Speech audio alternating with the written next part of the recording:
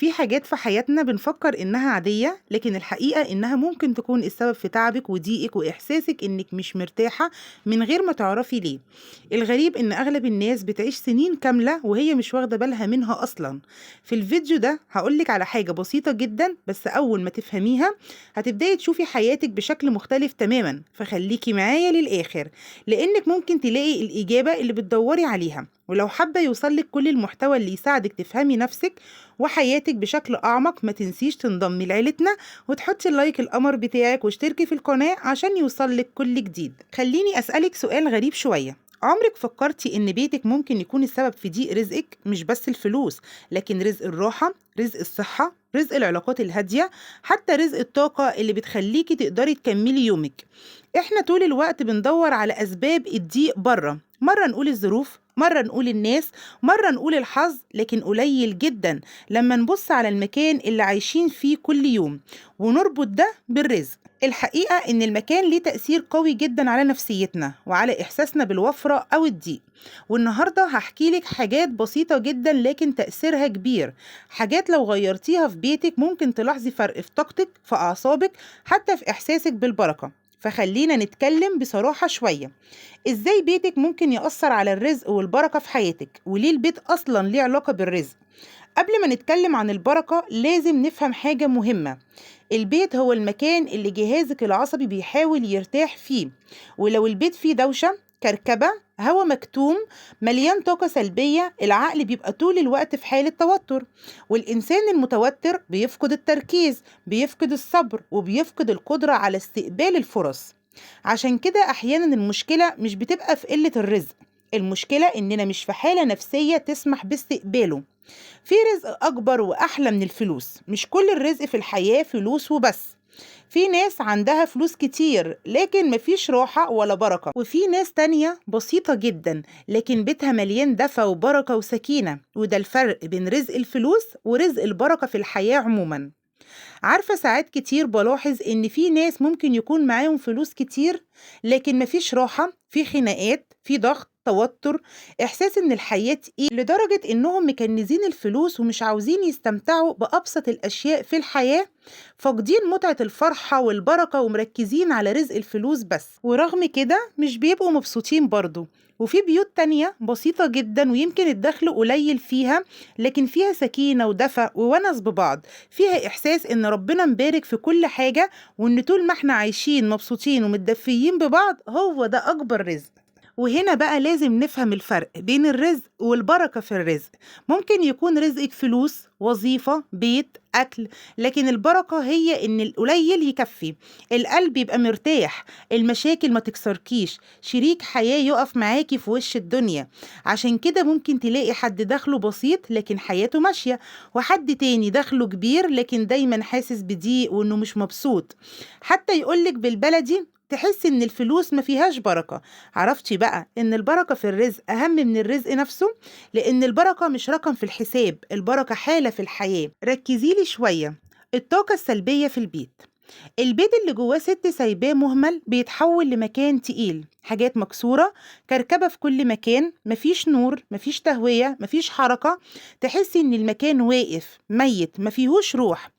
الإنسان بيتأثر بالمكان اللي عايش فيه. لو المكان تقيل نفسيتك هتقفل، ولو نفسيتك تقيلة طاقتك هتقل، ولو طاقتك قلت شغلك ورزقك هيتأثر. زي العقد، حلقاته كلها بتكمل بعضها. ليه بقولك إن البيت اللي جواه ست سايباه مهمل بيبقى المكان تقيل؟ لأن الست في أي بيت هي قلب المكان، هي الطاقة اللي بتحركه، هي الروح اللي بتزود من روح البيت وتنعشه. لما الست تهمل نفسها وتهمل بيتها المكان كله بيبهت وبتحسي إن ملامحه باهتة ومطفية.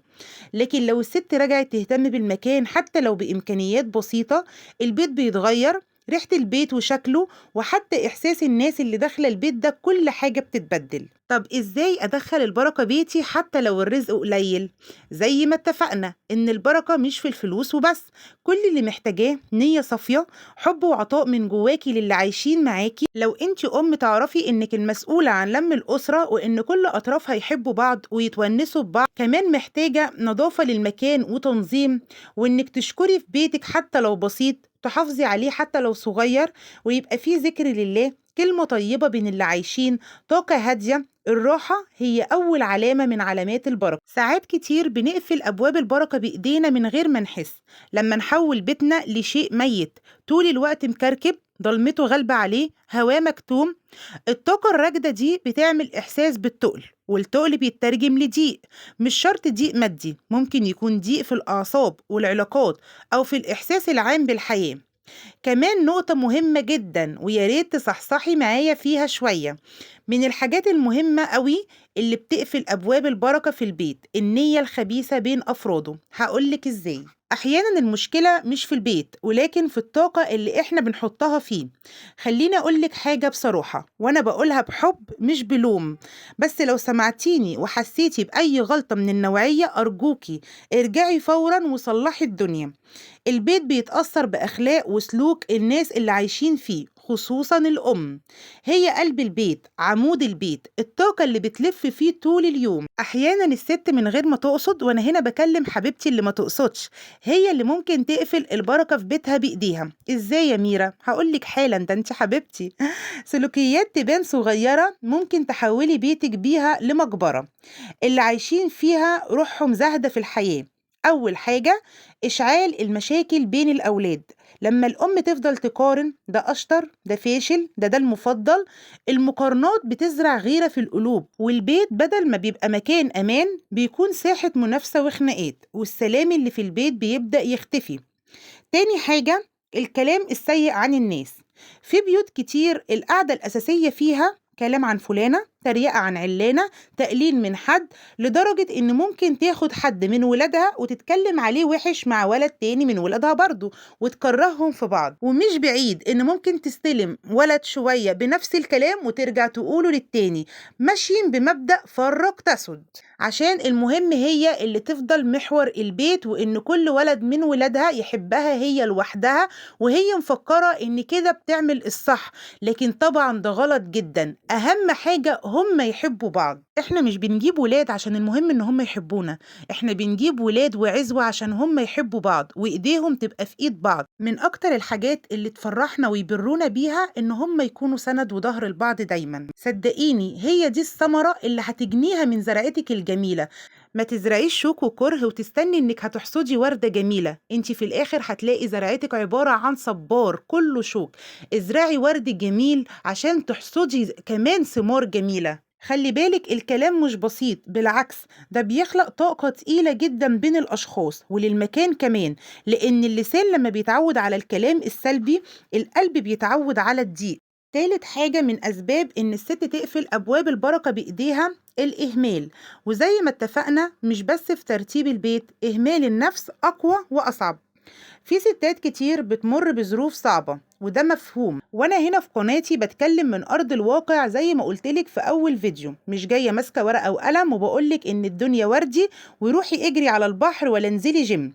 انا بتكلم مع الستات اللي شايلين حمل تقيل وبنفكر سوا نهون على نفسنا. فزي ما اتفقنا ان في ستات كتير بتمر بظروف صعبة، لكن ده ايه علاقته بالاهمال؟ انت ممكن تكوني عايشة على المحارة بس مرتبة ونظيفة وروحك حلوة، فضايفة للمكان روح حلوة. لكن لما يبقى الإهمال أسلوب حياة، لا ترتيب لا اهتمام لا حركة لا عناية بنفسك، المكان كله بيفقد روحه. البيت لما بيفقد روحه هتستني منه ايه؟ هيموت. بركة ايه بقى اللي هندور عليها في حاجة ميتة؟ خليني أنورلك الحقيقة الجميلة بقى عشان تشوفي الجانب التاني وتصدقي إن الأم والست هي أهم عنصر لوجود البركة والحياة والرزق في البيت.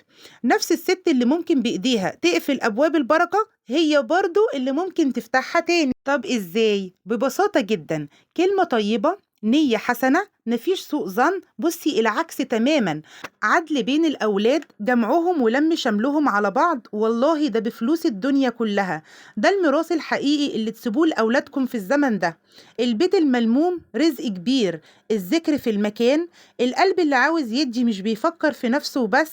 الحاجات الصغيرة دي بتغير إحساس البيت كله، وأحيانا بتغير حياة أسرة كاملة وتملاها بركة.